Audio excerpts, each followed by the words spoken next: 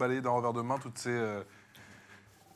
je ne vais pas dire ces polémiques, mais en tout cas toute cette littérature autour de la consommation et peut-être de la surexposition des écrans? Alors, on les balaye pas d'un revers de main, on en a pleinement conscience. Et en fait, je pense que je suis tout à fait d'accord avec ce que Romain Vincent vient de dire, c'est que c'est un équilibre finalement.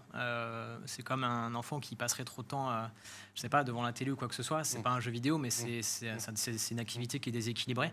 Et non, au Et contraire. certains font aussi la différence entre effectivement consommer de la télévision, passer 2 heures devant la télé et passer 2 heures devant un jeu vidéo.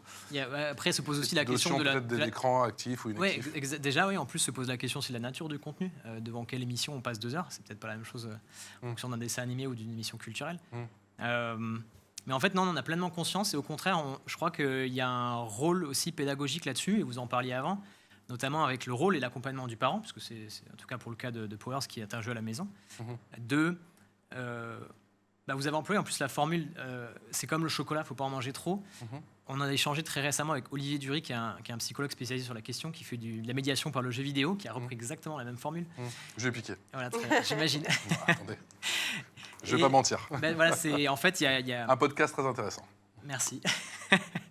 En fait, on peut utiliser des repères, des choses qui existent, quand même, des outils, pour avoir au moins avoir conscience de quelle quantité d'écran on peut consommer et comment, c'est-à-dire soit avec le parent, sans le parent, avant de se coucher par exemple, on sait que c'est pas forcément très conseillé, avant d'aller à l'école pareil, et tout ça, je pense que c'est un peu aussi notre responsabilité de le communiquer aux parents.